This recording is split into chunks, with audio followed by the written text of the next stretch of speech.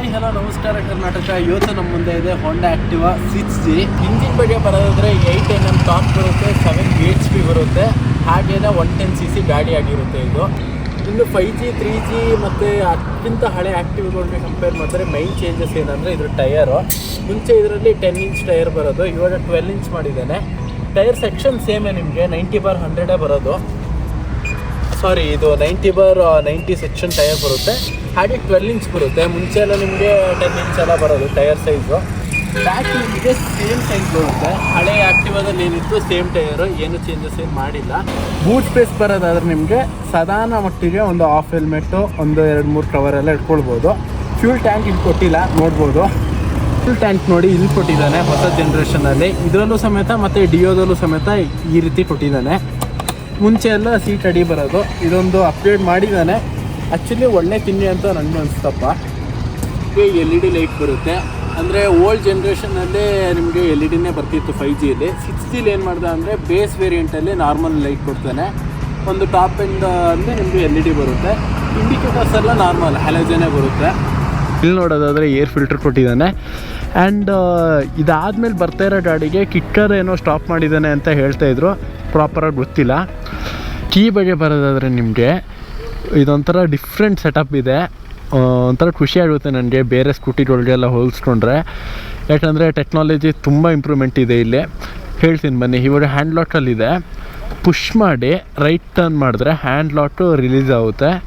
Next step on ಮಾಡಿದ್ರೆ ನಿಮಗೆ ಒಂದು ಡಿಕ್ಕಿ ಓಪನ್ ಮಾಡೋಕ್ಕೆ ಸ್ವಿಚ್ ಕೊಟ್ಟಿದ್ದಾನೆ, ಮತ್ತು ಫ್ಯೂಲ್ ಟ್ಯಾಂಕು ಸಮೇತ ಓಪನ್ ಮಾಡ್ಬೋದು, ನೋಡ್ಬೋದು. ಮೇಲ್ಗಡೆ ಪ್ರೆಸ್ ಮಾಡಿದ್ರೆ ಫ್ಯೂಲ್ ಟ್ಯಾಂಕ್ ಓಪನ್ ಆಗುತ್ತೆ, ಕೆಳಗಡೆ ಪ್ರೆಸ್ ಮಾಡಿದ್ರೆ ಸೀಟ್ ಓಪನ್ ಆಗುತ್ತೆ. ನೆಕ್ಸ್ಟ್ ಸ್ಟೆಪ್ಪು ಇಗ್ನಿಷನ್ ಆನ್ ಆಗುತ್ತೆ. ಮೀಟ್ರ್ ಸಮೇತ ಸಿಂಪಲ್ಲಾಗಿ ಚೆನ್ನಾಗಿ ಕೊಟ್ಟಿದ್ದಾನೆ. ಸ್ಪೀಡೋಮೀಟ್ರು, ಓಡೋಮೀಟ್ರು, ಹೆಡ್ಲೈಟು, ಹೈ ಬೀಮು, ಇಂಡಿಕೇಟ್ರು ಮತ್ತು ಇಂಜಿನ್ ಲೈಟ್. ಆಯಿತಾ, ಏನಾದರೂ ಇಂಜಿನಲ್ಲಿ ಏನೋ ಪ್ರಾಬ್ಲಮ್ ಇತ್ತಂದರೆ ಈ ಲೈಟ್ ಆನ್ ಆಗುತ್ತೆ. ಪರವಾಗಿಲ್ಲ, ಫೀಚರ್ಸು ಚೆನ್ನಾಗೇ ಕೊಟ್ಟಿದ್ದಾನೆ ಅಂತ ಹೇಳ್ಬೋದು. ಮತ್ತು ಇನ್ನೊಂದು ಏನಂದರೆ ಸೈಲೆನ್ಸರ್ ಒಂದು ಸ್ವಲ್ಪ ಚಿಕ್ಕದು ಮಾಡಿಬಿಟ್ಟಿದ್ದಾನೆ ಹಳೆ ವರ್ಷನ್ಗೆ ಹೋಲಿಸಿದ್ರೆ. ಮೈನ್ ತಿಂಗೆ ನಾವು ಬಿಟ್ಬಿಟ್ವಿ. ಹಳೆ 5G 4G 3Gಗೆ ಹೋಲಿಸಿದ್ರೆ ಗಾಡಿ ಸ್ವಲ್ಪ ಉದ್ದ ಆಗಿದೆ, ನೀವು ನೋಡ್ಬೋದು. ಮತ್ತು ಮಿರರ್ ಚೇಂಜಸ್ ಮಾಡಿದ್ದಾನೆ ಹಳೆ ವರ್ಷನ್ಗೂ ಮತ್ತು ಈ ವರ್ಷನ್ಗೆ ಹೋಲಿಸಿದ್ರೆ. ರೈಡಿಂಗ್ ಕಂಫರ್ಟ್ ಅಂತ ಬಂದರೆ ಆಲ್ವೇಸ್ ಆ್ಯಕ್ಟಿವಾನೇ ಬೆಸ್ಟ್ ಅಂತ ಹೇಳ್ಬೋದು, ಯಾಕಂದರೆ ಒಳ್ಳೆ ಕಂಫರ್ಟ್ ಇದೆ ಗಾಡಿ. ಎಲ್ಲೂ ಒಂಥರ ಡಿಸ್ಕಂಫರ್ಟ್ ಅಂತ ಅನಿಸೋದೇ ಇಲ್ಲ.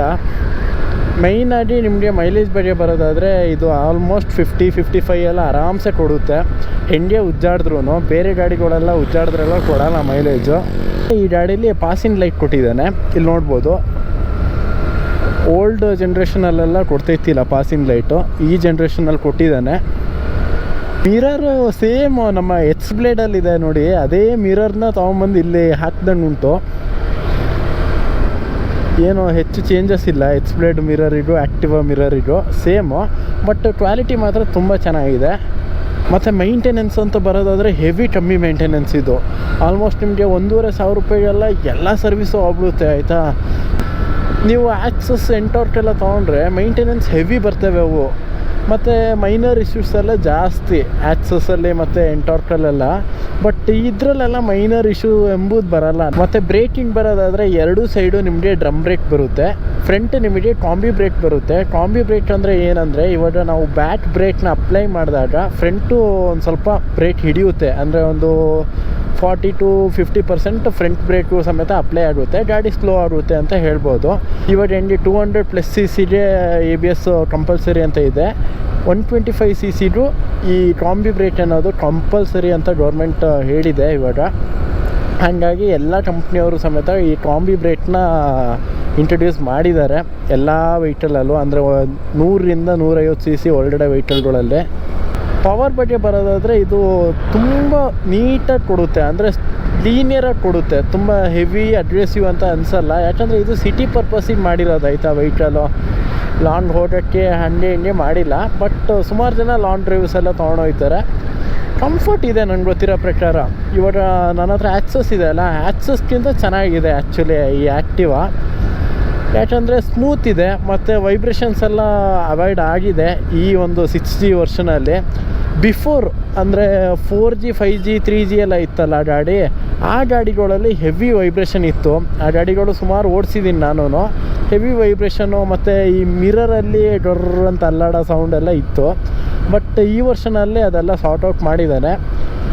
ಇನ್ನು ನಿಮಗೆ ಸಸ್ಪೆನ್ಷನ್ ಸಮೇತ ಒಳ್ಳೆ ಸಾಫ್ಟಾಗಿ ಬರುತ್ತೆ. ಈ ಹೊಂಡ ಗುಂಡಿ ರೋಡಲ್ಲೆಲ್ಲ ಗೊತ್ತೇ ಆಗೋಲ್ಲ, ಅಷ್ಟು ಹೂವಿನ ಥರ ಕರ್ಕೊಂಡು ಹೋಗುತ್ತೆ ನಿಮ್ಮನ್ನ. ಈ ನನ್ನ ಆ್ಯಕ್ಸಸ್ದು ಆಲ್ಮೋಸ್ಟ್ ಹಾರ್ಡ್ ಆಗಿದೆ ಸಸ್ಪೆನ್ಷನು, ಅದು ಏನು ಪ್ರಾಬ್ಲಮ್ ಅಂತ ಗೊತ್ತಿಲ್ಲ. ಬಟ್ ಇದ್ರದ್ದು ಹೆವಿ ಸಾಫ್ಟ್ ಇದೆ. ಮತ್ತು 6Gಯಲ್ಲಿ ಸ್ಮಾರ್ಟ್ ಕೀ ಸಮೇತ ಬರುತ್ತೆ. ಅಂದರೆ ಅದು ಟಾಪ್ ಎಂಡಿಗೆ ಏನೋ ಬರುತ್ತೆ ಅನಿಸುತ್ತೆ. ಜಸ್ಟ್ ಜೋಬಲ್ಲಿ ಇಟ್ಕೊಳ್ಳೋದು, ಇಲ್ಲ ಒಂದು ಸ್ವಿಚ್ ಥರ ಕೊಟ್ಟಿರ್ತಾನೆ, ಅದನ್ನ ಪ್ರೆಸ್ ಮಾಡೋದು, ಹೋಯ್ತಾ ಇರೋದು. ಇವಾಗ ಕಾರಲ್ಲೆಲ್ಲ ಬರ್ತದಲ್ಲ ಹಾಗೆ. ನನ್ನ ಕೇಳೋದಾದರೆ ಬೆಟರ್ ಆ್ಯಕ್ಟಿವಾ ಹೋಗೋದು. ಯಾಕಂದರೆ ಏನು ಪಾರ್ಟ್ಸ್ ಹೋದರೂ ಆರಾಮ್ಸೆ ನಿಮಗೆ ಸಿಗುತ್ತೆ. ಮತ್ತು ಕಮ್ಮಿ ರೇಟು ಸಮೇತ, ಅಂಥ ದುಬಾರಿ ರೇಟ್ ಇರೋಲ್ಲ ನಿಮಗೆ ಸ್ಪೇರ್ ಪಾರ್ಟ್ಸ್ ಮೇಲೆ. ಎಂಥ ಸೂಪರ್ ಬೈಕ್ ಇಟ್ಟಿರೋರು ಸಮೇತ ಒಂದು ಆ್ಯಕ್ಟಿವಾ ಅಂತೂ ಇಟ್ಟಿರ್ತಾರೆ. ಯಾಕಂದರೆ ಅವರು ಡೈಲಿ ಕಮ್ಯೂಟ್ಮೆಂಟ್ ಈಸಿ ಆಗಲಿ ಅಂತ. ಮೈನ್ ಅಂದರೆ ಸ್ಮೂತ್ನೆಸ್ಸು ಮತ್ತು ಸೀಟು ಉದ್ದ ಇದೆ. ಇದು ಇವಾಗ ನಮ್ಮ 5G 4Gಗೆಲ್ಲ ಹೋಲಿಸಿದ್ರೆ ಹೆವಿ ಉದ್ದ ಇದೆ, ಅದೊಂದು ನೋಟಿಸ್ ಮಾಡಿದೆ ನಾನು. ಓಕೆ ಗೈಸ್, ಈ ವಿಡಿಯೋ ಏನಾದರೂ ಇಷ್ಟ ಆಗಿದರೆ ಲೈಕ್ ಮಾಡಿ, ಶೇರ್ ಮಾಡಿ, ಸಬ್ಸ್ಕ್ರೈಬ್ ಮಾಡಿ.